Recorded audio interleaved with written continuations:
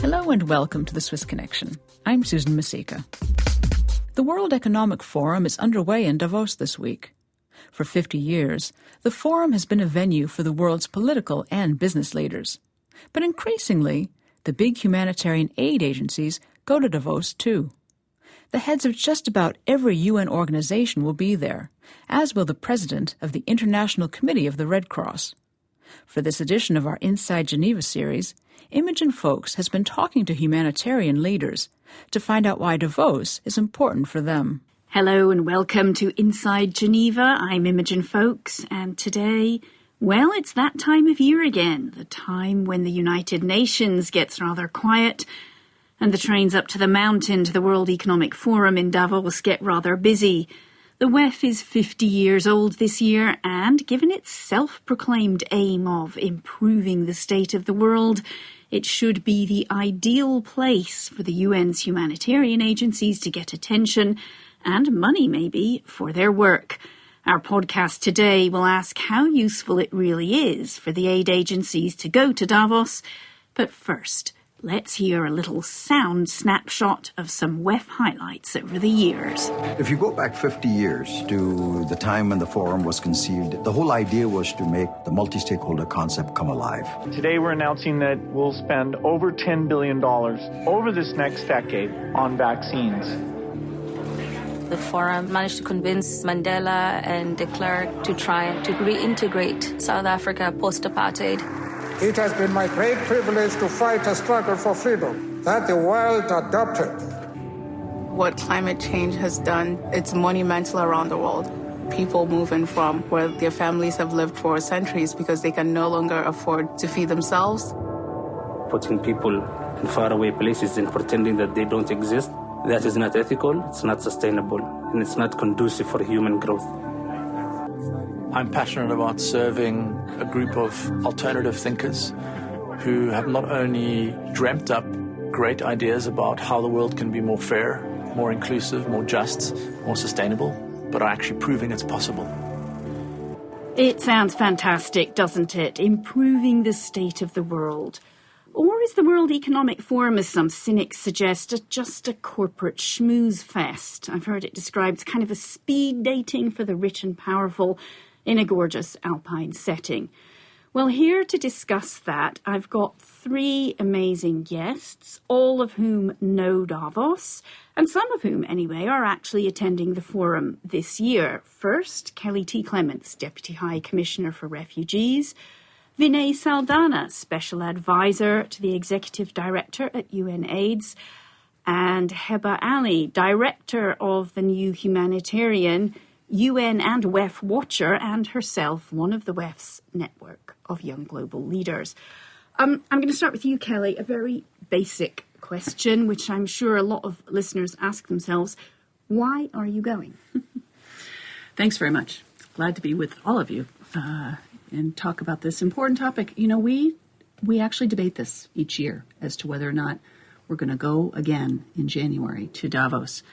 And I think this year, more than ever, we've decided again, the High Commissioner and myself, to go and take advantage of the momentum that we had last month at the Global Refugee Forum. This was probably the first key moment after the Global Compact on Refugees was adopted by the General Assembly to have this conversation and commitment from multiple parts of society to figure out how is it we're going to deal with record numbers of refugees in the world today, the lack of political solutions, and a way to come and bring ideas to the table in terms of having refugees not be recipients of humanitarian aid, but actually part of their own destinies, agencies themselves, in terms of being able to provide for themselves, working, sending their kids to school, being able to take advantage of the health systems in countries, and really having them included in the conversation. Private sector is an important measure of this, and in fact made an enormous commitment last month, which we'll follow up this week in Davos. In fact, I want to come back to the Global Refugee Forum in a moment. First of all, though, I'm going to turn to you, Vinay, because your executive director is also packing her bags and heading to Davos. What exactly for? Well, first of all, Imogen, thanks for the invitation. It's a pleasure to be with you in the studio and with such esteemed colleagues. And for our new executive director, Winnie Byanyima, who is quite a regular personality in Davos and has been previously wearing her Oxfam hat, I think she's well known as always speaking truth to power and holding leaders and private sector leaders and government leaders accountable for not only public commitments that are made in press conferences and in big announcements, but let's be honest, there's 3 parallel Davos fora unfolding this week in Davos. There's the very exclusive club of some approximately 3,000 participants that are going to be there. There's hundreds of thousands, if not millions of people that will be watching various different sessions that are broadcast online. And then there are the private and very discreet meetings that are held. And many of these are unscripted. They're arranged at the last moment through the networking tool TopLink. And so there's a really amazing opportunity to not just network, but actually push very hard publicly and privately that the commitments that are being made in the public space are actually being kept and moved forward. And I think for our executive director, who's very much focused on not just ending AIDS at some abstract point in the future, but by 2030, the world needs to end the global AIDS epidemic as a public health threat once and for all.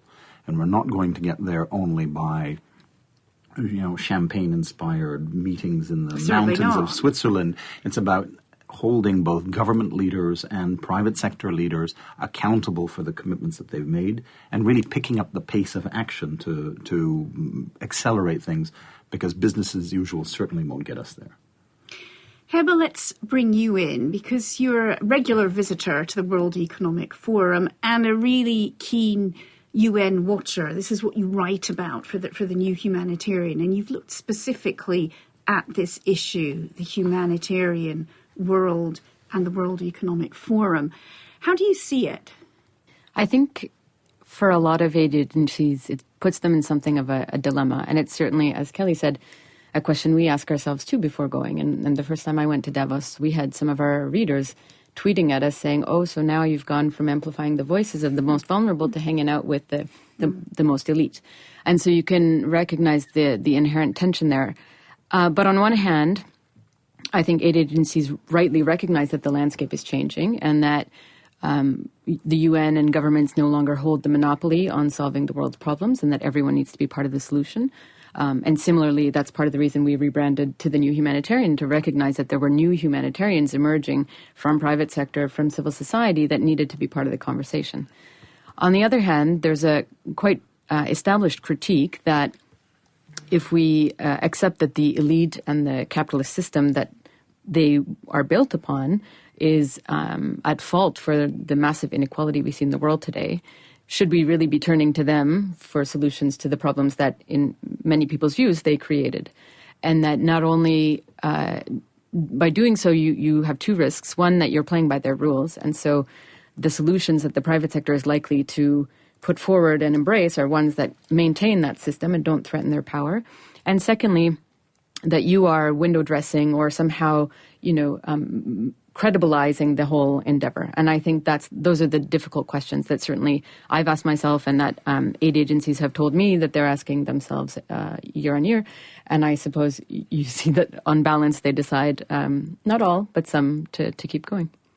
Kelly, I see you nodding there. I think that's a really important point that Heba made, is that if you go maybe touting for support among the world's big transnationals and multinationals, I mean, some of these, particularly if we look at the disparity in the global economy, things that might cause refugee crisis, the trail sometimes leads to their door. I mean, how comfortable are you with that? This is, I was thinking as you all are talking, these are individuals and parts of companies that we need to be talking to because they have ideas, technology, jobs, ways of doing things that are different than we would come up with on our own. In fact, we really do need that partnership. And so just from an efficiency point of view, to have one place where these multinational corporations are represented, to have that conversation. It's actually a very efficient use of time to be able to, in a space of 2 to 3 days, be able to talk to as many as possible. It also is about advocacy, though. One of the big issues that we heard last month from businesses that were part of the forum is that it is good business to do good. And so what they're doing is not just putting their expertise or their jobs as part of the solution, but also making this corporately a value statement for themselves. They have customers that will follow them because of their contributions. They will also have more loyal employees. And so we've got some businesses that are involved, certainly in the discussions this week in Davos, that definitely take that corporate view, that it's not enough just to give money or provide expertise, but it also has to come with speaking out. And we've seen this from several of the businesses of the 100 that were present here last month. But we also hear this in Davos. Is that your experience as well, Vinay? It's not just about getting financial support, but maybe changing attitudes among the world's business leaders. Well, also political, but at the moment we're talking about business leaders. Well, I mean, I haven't been to Davos myself, but I think our executive director, Winnie Byanyima, started going in 1996, almost, quite some time ago. If the headlines are accurate, that there's at least 100 billionaires coming to Davos this week, and many of them represent assets of not just $1 billion, but several $1 billion. So there's at least $100 billion, if not several $100 billion, that'll be up in the mountains over the next few days. Even if they don't announce publicly new commitments that we're putting a few $1 million or hopefully even hundreds of millions of dollars into this or that new public-private partnership, if they can really get serious about cleaning up their supply chains, about ensuring that they're gender inclusive, that they're gender sensitive, that they are sensitive to human rights, that they are carbon neutral, if not carbon negative. That could have such a profound impact about how the world works and a really fundamental contribution to what the private sector is not only committing to, but actually going to advance coming out of Davos, that I think the value of that will be much more precious than however much they announce in a new public-private partnership in this press conference or in that headline. And so I see it as our job as the UN in Davos to be that moral, reality check on both government leaders and the private sector leaders that are there, reminding them it's not just announcements that make their stock price look good. That's not why we're there. We're there to challenge them and to engage with them to make sure that they're doing their homework, and not just in Davos, but in the aftermath of Davos, to really move things forward in a much faster way than they've been doing until now. But this is my question. As you say, a much faster way. I mean, Heba, I'm interested in asking you, how realistic is this wish list that Vinay had? Because, I was in Davos probably 15 years ago when Tony Blair, made his keynote speech about climate change. Right now, we're looking at, bushfires in Australia and the Arctic ice cap melting. We've had the UN Refugee Agency for years putting this issue on the agenda at Davos. We have record numbers of refugees and displaced, and probably a pretty clear direction towards closing borders in many countries rather than opening them. So maybe to you, Heba, first, is it more than just this is good for our reputation to say from time to time, like at WEF events, we believe in this? Are companies actually doing anything? It's so complex to adequately answer that question because this space is becoming quite vast. But I would say there are signs, certainly, that things are changing in terms of some of the incentives that Kelly talked about, where now you have many more companies pledging certain corporate social responsibility tactics. You have companies actually doing things, yes. We've seen MasterCard is helping entire villages become more connected to the digital grid. There are things happening, but is it at the scale that Davos would justify, given how much money and effort goes into it? And I'll quote, I wrote a piece specifically about this whole dilemma in the New Humanitarian, and I quoted Matthew Bishop, who was then with the Rockefeller Foundation, and he said, there still hasn't been anywhere near enough soul-searching or deep thinking among the Davos crowd about what has gone wrong since the financial crisis of 2008 and why the decades of dominant liberal policy that preceded that crash haven't really delivered real progress. And so when you look at, has the Davos elite done enough for the everyday man? It's hard. There are examples and it's moving in a certain direction, but it's hard to say that over the decades we can see really meaningful impact. Is that only the fault of the private sector? I'm not sure that's fair either. No, well, I mean, obviously there are world leaders attending Davos as well. I don't know, Kelly, maybe you want to have a word with Donald Trump about refugee and asylum policy. But sticking with the private initiatives, I was really impressed in December when you had your Global Refugee Forum to hear a senior manager from IKEA saying, we don't just want to give money, we want to change the narrative around refugees. And I thought, wow, if big companies are really going to do that, to talk to their employees about why it's important to train refugees and allow them to work and welcome them into society. So, I mean, how much of that is IKEA actually doing now? Oh, they've been doing it for quite some time. And this is one of the partnerships that we don't wait to go to Davos to talk to, because, of course, they've been with us now for many years. They pledged another $100 million in December in terms of engagement. Now, this is with a broad partnership, and it's with very specific aims from energy to employment to education. And I think they have embodied the value system that the company represents in what they're doing now. That particular individual actually was pledging jobs as well, because in their mind, of course, having refugees have jobs in IKEA represents for them the kind of change that they want to see in the world. And including refugees helps to do that. Now, this is a conversation we're talking about this week, but it is an ongoing conversation with many of these companies. It's long-term engagement. And I think for us to not have that voice this week in the mountains would probably be a greater loss than to be there and to be able to talk about the impact and to talk about what has happened certainly in the world today.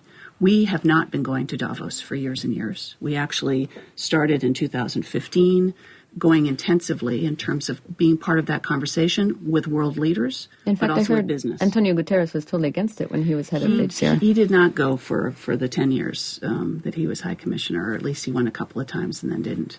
I think what happened in 2015, though, in terms of the world really waking up to issues of forced displacement and people moving and migrants and refugees and so on, the voice was very much needed in those discussions, and that's one of the reasons Filippo Grandi found it important to go. And Antonio Guterres, now UN Secretary General, is going this year. The cynic's question, but I'm sure some of the listeners will be asking it. What's in it for businesses? We've heard what's in it for you guys. Why are they doing it? Is it just that they've got a lot of woke shareholders, or? Oh, where else in the world, in the span of, really, we're talking about the next 72 hours, can private sector leaders not only have a chance to try and look good or look better than they're displayed on their corporate homepages, but actually get sensitized to what the real world is demanding now? And of course, the question of representation is not quite balanced. So you've got, the vast majority, probably 70 or 80% of the participants in Davos are probably going to be from the private sector. But the activists that are there, the UN leaders that are there, are going to be seizing every and all opportunities to try and push the private sector further. Even the WEF is trying to stay ahead of the curve. You talked about changing the narrative. I mean, I was quite pleasantly surprised to see on their homepage this morning, promoting the World Economic Forum 6 world-class speakers. And out of those 6 speakers, 5 of them are women. So Christiane Lagarde, relatively new head of the European Central Bank, Winnie Byanyima, our executive director, a very well-known Indian actress and activist, Deepika Padukone, Greta Thunberg, and only 2 heads of state, Angela Merkel and Donald Trump. And so Donald Trump is the only man featured on the WEF website as a world-class speaker. I can't work out whether he'll feel annoyed or whether he'll really relish it. But even, the way the WEF is trying to set the agenda to not only influence the global debate, but hopefully stay a step ahead of it. 50 years ago in 1971, when the WEF first convened in Davos, I would have found it quite hard to believe that they would convene a special dedicated panel session on free to be LGBTI, right? And they're doing that this week. Is it enough? No, it's not enough. And, similarly inclusive and really substantive agenda-setting issues should be the focus of the WEF agenda, not only where is the global economy going, but how the global economy can contribute to global health and development. And so that's strengthening, including in this year's agenda, but I think the WEF, as the agenda setter or the host of the meeting, could be doing even more in that respect. I'd argue that the private sector increasingly needs the humanitarian and wider development sector, and for a couple of reasons. First of all, we've seen the impact that humanitarian crises are having on economic trends, and more, I think that link is becoming clear. But secondly, I chaired a session at Davos last year between Microsoft and the International Committee of the Red Cross looking at artificial intelligence and its use in aid delivery. And it was clear that the private sector had very little idea about the risks involved, the ethical risks, even the logistical constraints of operating in certain environments and so on, and had a lot to learn. And to some extent, we're coming to learn from the humanitarian sector to say, if we're entering into this space, how do we do it right? Well, that's a good thing. And if you look at kind of who is the governance of today, it is no longer states, right? You've got Google and Facebook that have way more influence and power than most governments. The Gates Foundation, same thing. So, if you're the International Committee of the Red Cross and you're used to negotiating both with rebels and with soldiers on either side of the front line because they both have an impact on creating civilian casualties, in this context, you're going to discuss both with Microsoft and with the governments because they both have an impact in the way the world works and the way people are affected. So you can see the needs kind of on both sides. I think the real question for me is to what extent these things are transformational changes and not just window dressing, and to what extent, there's a lot of announcements made, and then it's our job in the media, I think, to hold everyone involved to account for that. But a lot of the announcements are around kind of technological quirks and, fun, flashy things, and I don't know the extent to which the fundamental societal shifts that are needed for us to live in a more sustainable way are the kinds of changes that the private sector is trying for. But this issue, and maybe I can add to Heba's comments, because, we talked about when we've come back to Davos, and it's a substantive reason as well. And in fact, it's not the annual meeting so much as the meetings, the discussions that happen in between them. Digital ID is one of those areas which you see the growth from 2016 in the conversation between private sector, with governments, with humanitarian development agencies. That has matured substantially.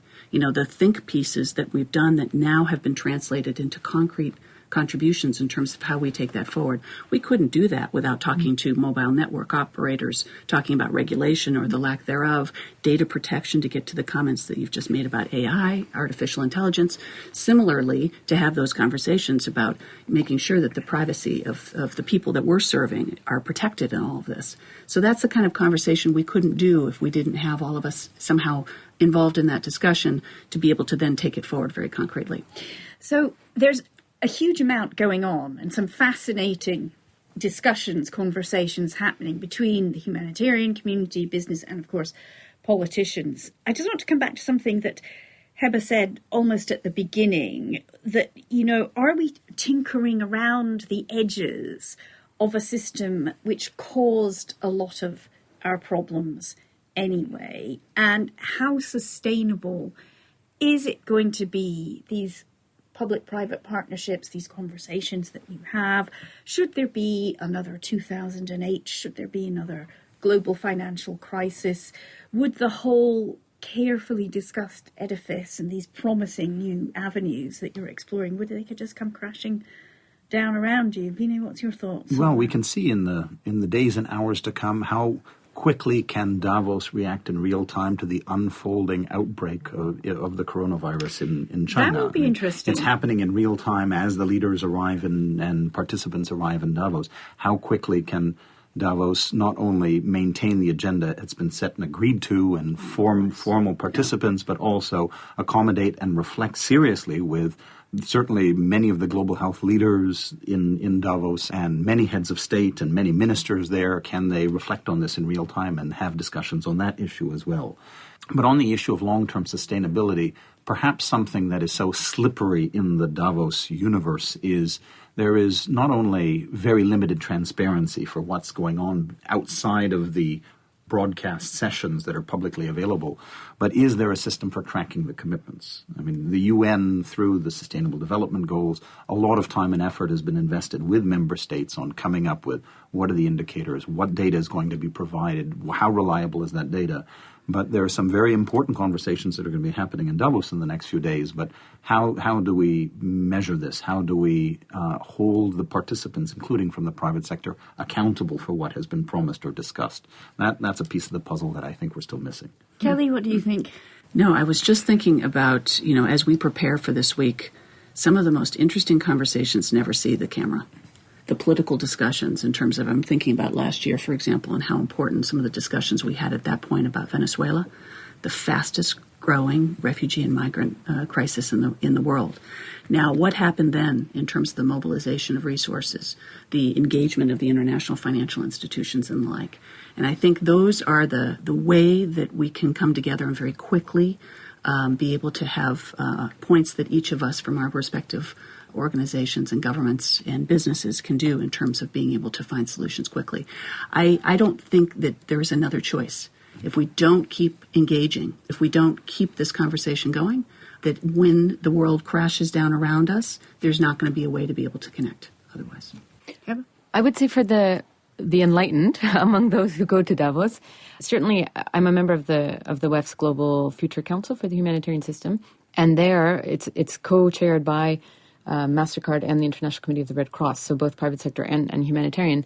And they are focusing on what they believe is an answer to creating greater resilience and long-term sustainability for people in need. So that when you get the private sector involved in a fragile state and that you're creating jobs and businesses, that's a much more sustainable way of helping people get back on their feet than receiving aid packages. So I think that the kind of sustainability piece is front and center for many, particularly in an age when governments have been cutting back on their aid donations. The needs are, as we've documented, rocket high, and the money just can't keep up. So you do need to diversify your funding pots, and none of them are risk-free. The market could crash, yes, but your governments could pull funding, as they've done, and as we saw with the U.S. and UNRWA, for example, to pretty dire circumstances.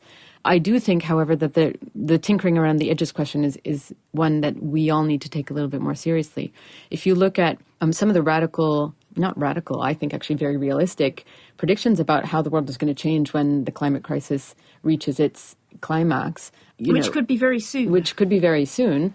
The whole structure upon which the system is built is going to collapse. And we need to be thinking much more radically about ways in which we exchange with one another as societies that are fair, equitable, sustainable, not only for each other, but for the planet. And I think we're really far from that. And so when you're talking about, yes, pledges and commitments and so on, all of that is taking place within the existing frame and not kind of breaking that frame and starting anew, which is an incredibly difficult job to do, obviously. But that's, I think, the conversation we need to be having.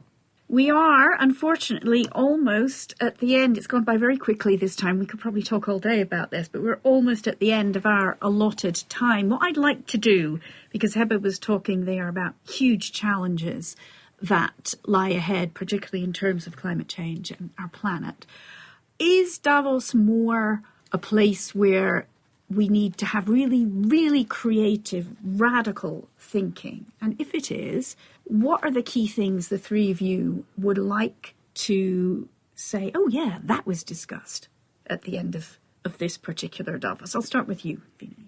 Well, I mean, one thing, and this is led by our Secretary General, who will be in Davos this week, he's proclaimed this new decade that goes from the 1st of January 2020 up to the end of, up to 2030 as the decade of action for the Sustainable Development Goals. And so our call at UNAIDS, and I think many at the UN would hope that with only 10 years left to achieve the SDGs, the pressure is on Davos to achieve more in the next 10 years than it's achieved in its previous 40 years, and actually count it. make it measurable, and show what has been achieved, particularly by the private sector that's represented in Davos. Heba? You could say so many things. I think one of the big things that is rarely discussed is conflict prevention and conflict resolution. And if we look at a lot of the challenges that our journalists are reporting about day in and day out, yes, it's wonderful to have commitments to resolve, respond to the needs that are created by these crises, but the starting point really is ensuring that these conflicts don't take place in the first place, and when they do break out, that they're brought to resolution quickly, which is very often not part of the conversation. Well, I think we can see that the world has signally failed on this front over the last 10 years. Absolutely.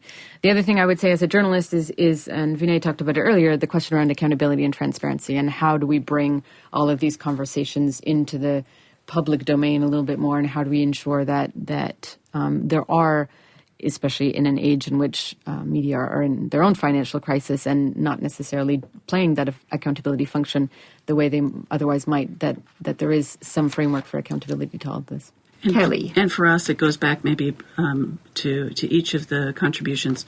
It's about inclusion, and including every member of society means that you have a more just, more equitable, and it makes sense at the global level, but at the local level, to ensure that we are considering each member of that society in terms of the ultimate contributions that they make. And I think if we talk about that this week in Davos in a very concerted way, we will have made a difference.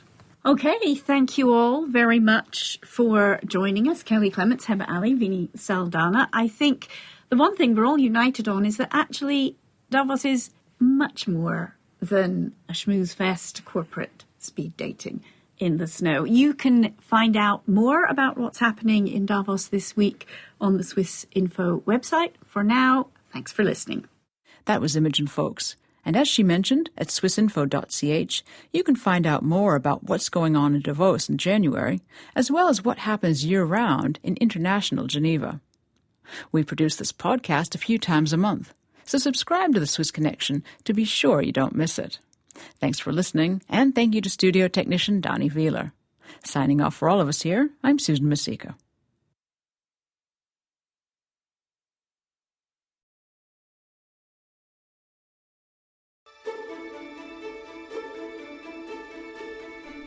Do you want to polish your knowledge about Swiss elections, referendums and political parties, while at the same time learning more about the quirks of the political system in Switzerland? If that's the case, our newsletter course is just what you need. Each week for a month, we'll send you a free installment explaining the most important details of how Swiss democracy works. Our course teaches you who's eligible to vote in Switzerland, what the different parties stand for, how election and popular vote results are implemented, and what distinguishes Swiss democracy from other political systems. Our crash course is interactive, like democracy itself. Your questions will be answered on an FAQ page, and you can debate with other users and share your inputs and opinions. We will also provide links to multimedia articles and videos to help you better understand the Swiss democratic system. Please join us and sign up for the free Democracy Crash Course newsletter at www.swissinfo.ch/democracy. That's www.swissinfo.ch/democracy.